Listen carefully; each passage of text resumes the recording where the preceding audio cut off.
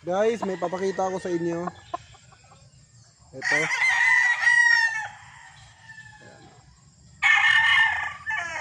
Siga sa range guys. So bunot ang buntot nito.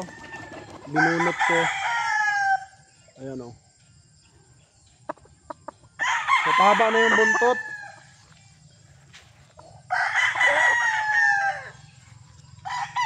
Guys, ito ay John Bishop Kelso. White pit po ito.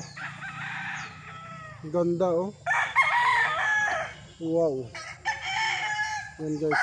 Nalaban na po ito, siga sa range ito. Kaya inano ko na at tinanggal ko na. Kasi nanggugulpi na siya. Ano yung paa guys? Maraming nagre-request nito, itong John Bishop ko. Kasi gagawin na rin lang broodstag, no? So nakalimutan ko na kung sino yung nag-request. Pero ito, i-chat nyo agad ako kasi ito wala na to, siguro bukas wala na to.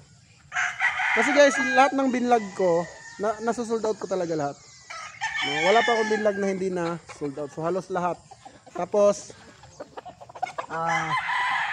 bumabalik sila, no? So ibig sabihin, alam nyo na kung bakit bumabalik. Wala naman sigurong kliyente na bumabalik na pangit ang ating record.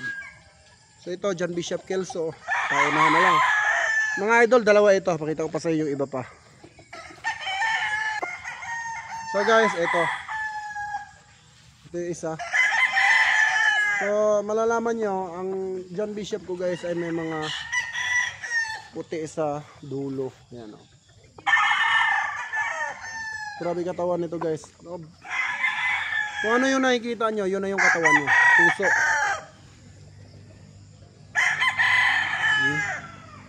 Buong buo yung mata.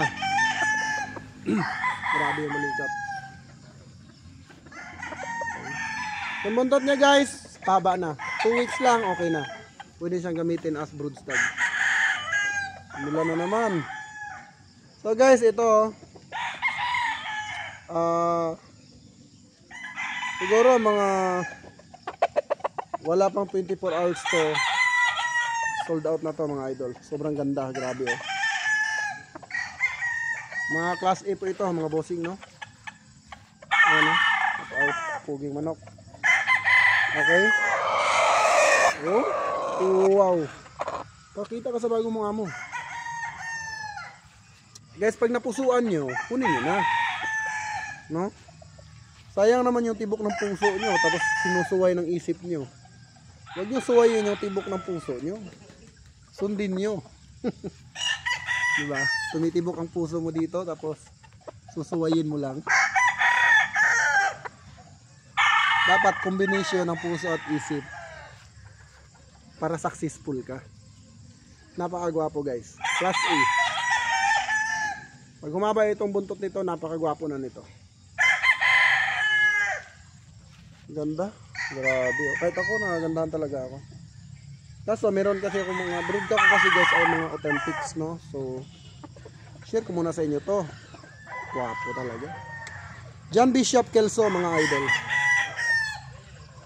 Wow. So, yun lang ating vlog for today mga idol. Grabe itong ulan na to. Pinapablog lang ako saglit tapos inuulan na.